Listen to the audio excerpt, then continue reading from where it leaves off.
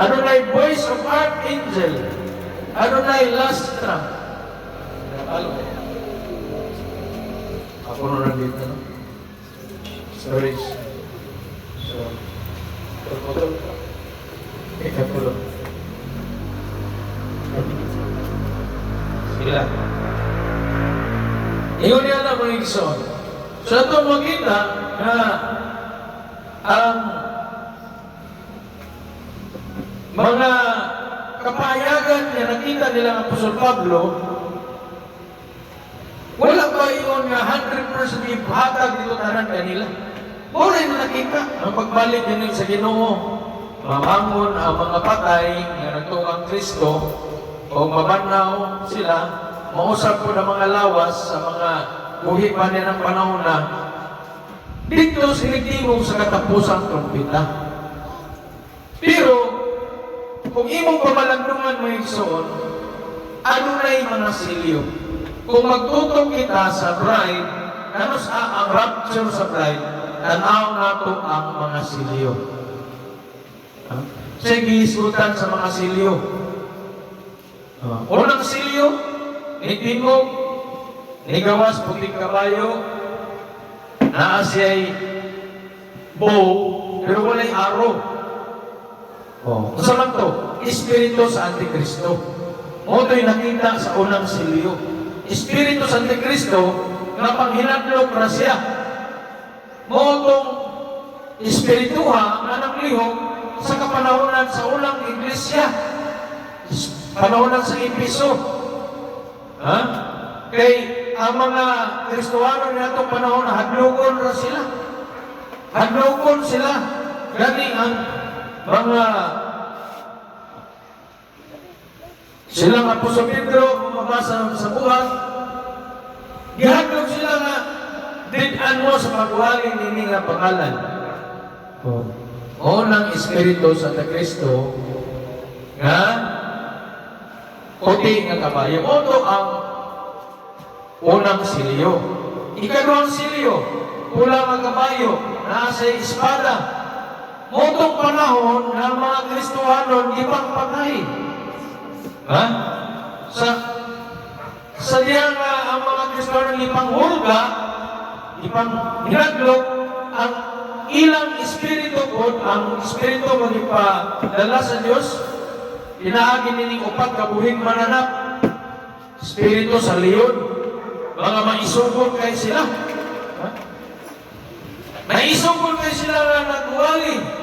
Yung pa nila nga, bahala pag-hinadlok muna mo, tumanong na mo ang sugo sa Diyos kaysa sugo sa tao. Itong mga Kristohano na itong panahon na. Sa diyan nag-usap kung strategy ang kaaway, mo mabasa man sa pinadayag, Red Horse Rider na sa espada, kusabot pula, dugo, kamatay, war. Ibang patay ang mga Kristohano. Ang pumutana, sa diyan ibang patay ang mga Kristohano na itong panahon na. Liyon pag-iapon ng Espiritu ang nasa ilang mga kasing-kasing. Ni-ato sama sila, nikuha pa sila dito o kaning masaya ng armas, ilang giransak ang mga artillery sa mga sundalo, punduhanan sa armas, nisukol sila sa gobyerno. Wala. Kaya naman, ang ipadala sa Diyos ng Espiritu sa mga Kristohano is ini lating baka. Sakripisyal. Nagsakripisyo sila. Pag-ingon sa mga otoridad na gidakpon ka mo, dakop sila kanan. Siguro nakaikas na, nakaikas, tago. Pero ito nadakpan, wala na nag... Sige, pagkuha ko inyong sundan na kasi, wala kaning hagtod na yung kinabuhi, sukol ka. Nahirapman sila sa nito mo. Sacrificial. Mag-awit o amazing grace, bisag putla na silang liog. Ibong pamilya, gikan sa inahan, anak, patay tanan. Ibahog sa liog. O sa'yo na ka na, mag-dahil pa silang amazing grace. Ngayon yung una naman, kaya ang espiritu sa mga Kristiyano is baka, dating baka ang espiritu, ang buhing mananag. Niyabot ang panahon na Igsoon, kapanahonan sa ikatulong, Silyo, Black Horse Rider. Ha? Oh, nasa itimbangan, Black Horse Rider. Tinaptapan ng mata. Dinan ang mga tao pagbasa sa kamatuuran, kulong sa Diyos. Ibaligya ang kaluwasan. Otong panahon nga, mga aming kaluwasan, baligya. Sige, gusto kang maluwas, o sige, pangisahi, mga kalag. Oh. Baligya. Ididaan ka magbasa sa Biblia. Kaya kung magbasa ka na, dakpon ka. Oh, ang pari rin pwede mo basa. Oh, muna ang kapanahonan sa history minso. Sa panahonan sa itong mga kabayo, muna ikatulong na Silyo. Masabi, Espiritu sa Diyos, face of a man. Now, sa tao, nagsimbolo ka na sa kaala, wisdom. Yan naman, huwag katong panahon, nagpadala sa Diyos ang mensahero na si Martin Luther o nilibildi siya sa simbahan sa simbahan sa Katoliko. Nilibot siya kung katong itawag na kanang itawag na sa history, church history na Reformation. Gireforma. Yan naman, gibulgar ni Martin Luther na dili man maluwas ang tao niya sa pagsigit pamisa. Iyang gibulgar na 95 ka libro, thesis. Iyang ilansang dito sa Wittenberg, Germany nga simbahan. Iyang ilansang na makita sa tanang mga tao. Namoon ni, dili ka maluwas niya sa sigilan ni mo hatag dito. Ingon pa ni Martin Luther iyang mensahe, that just shall live by faith. Ano yung mensahe na tinala ni Martin Luther? O kini mga reformers kita ni Martin Luther, John Wesley, kana sila tanan na itong panahon na face of a man. Wisdom, kahiman, gihangag ang pagtuo. Matutupad itong mensahe ni Martin Luther. Pero wala yun lang ang mensahe may isang hilagan ng kapanahonan. Gidala ko sa mensahe sa pagkabalaan. Ha? Pagtuo, sila mutuo ka, hindi ka mutuo, hindi magbalaan sa ka.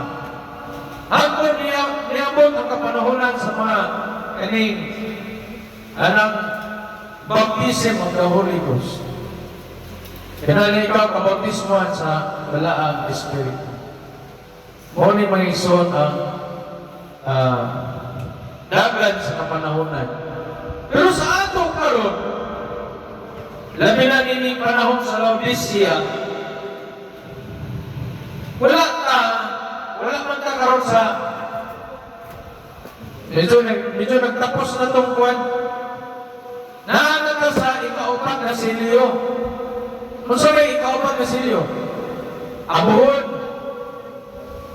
medyo green na kabayo, pagka-green pa, pale. Ang pale mo na color, luspat, pero na pagka-green.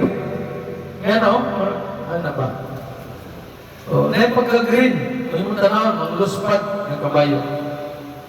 Padalawa ganin ang punuan sa kahoy.